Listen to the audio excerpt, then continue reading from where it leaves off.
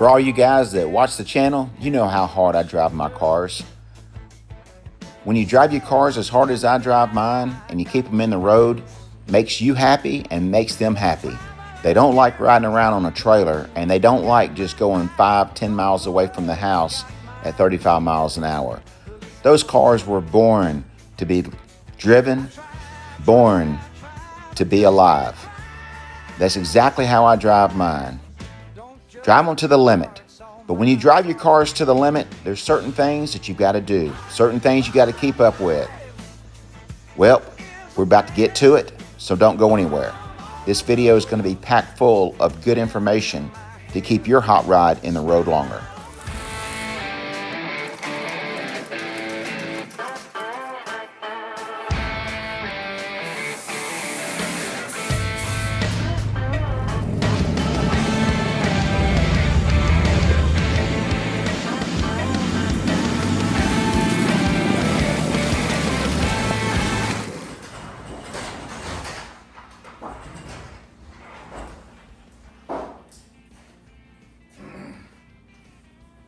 Well guys, I was gonna roll this thing outside and start changing the oil today.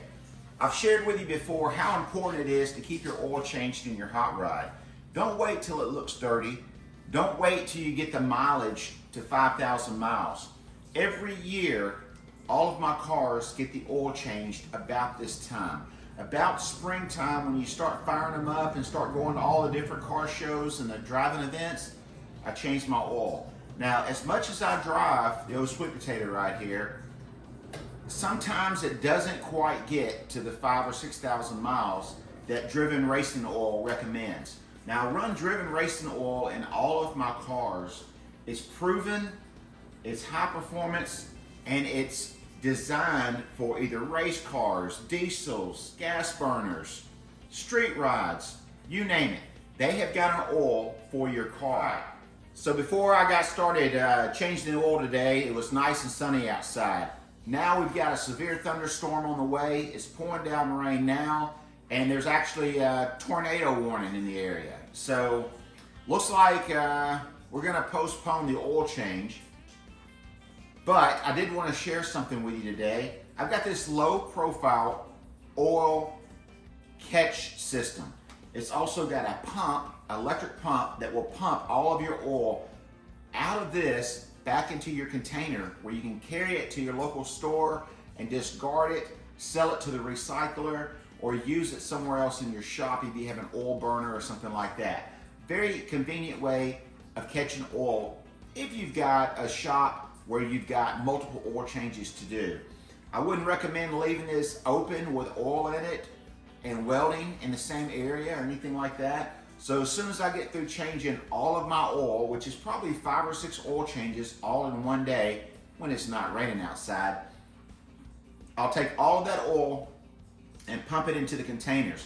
Now I'm set up with a recycler where I can actually sell him my old oil back because he trusts that I keep it separated: oil, transmission fluid, antifreeze.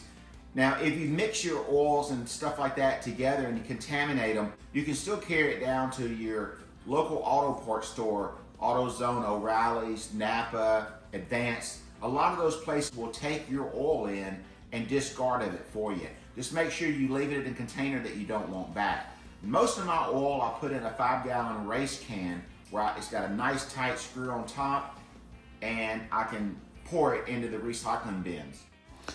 So if you're anything like me and clumsy as you can be, then you've probably poured oil or transmission fluid all over your shop before, transferring it from the plastic container that you use to slide up underneath your car to drain the oil down in. Or you may have a lift. My lifts are never available for oil changes because they've always seemed to have a car that's dismantled on top of them that lives there for a year or so, only to get replaced by another one that lives there. I hear that from my wife all the time. I have to do all of my oil changes on the ground. Well, that's where this little low-profile oil catch system comes into play. Now, there's a link in the description that explains the manufacturer, where you can buy one, and how much they cost, and the different sizes that are available. But I'm going to tell you one thing. For me, this has been a game changer. After I change 5 or 6 oil changes in one day, I can transfer all of that with this machine. It's got an electric pump, which I'm actually putting on right this minute in the video. It transfers the oil to whatever container you have. It just simply pumps it right out of the gray, heavily built container that it catches it in, and puts it right into the bucket of choice that you're using to transport it, whether it's back in the bottles that the oil came in or just simply in a bucket that you want to leave behind when you're dropping off your oil.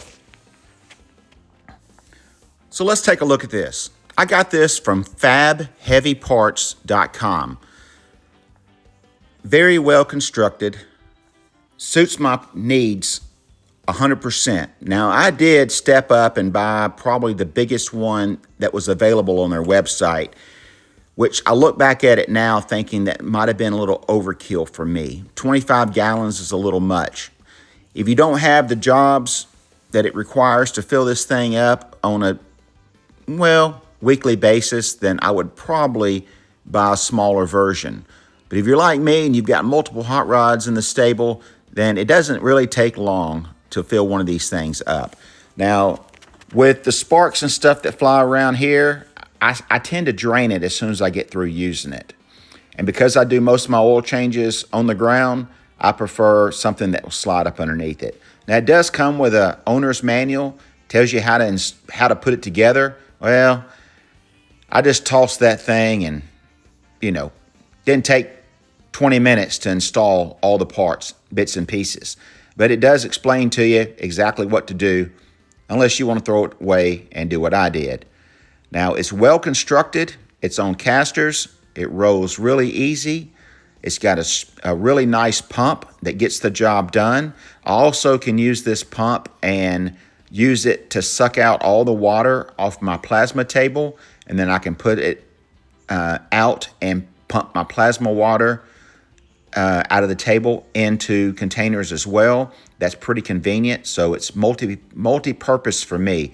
It's got a screen mesh on it, so your drain plug won't hit the bottom of the bucket, and you can set your oil filters on there and drain them as well. So if you find yourself interested in one of these Fab Metal product oil catch drain systems, well, head on over to their website. I'll put a link in the description.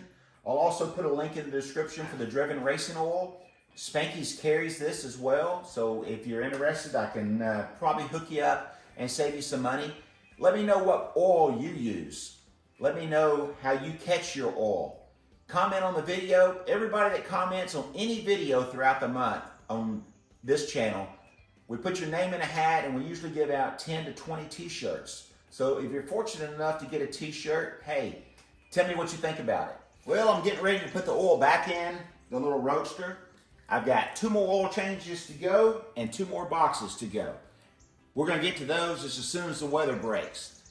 But as always, I hope you got something out of this video. I hope it lets you know that you need to change your oil once a year, even if you don't hit your mileage limits. It's very important. Your oil will gather moisture.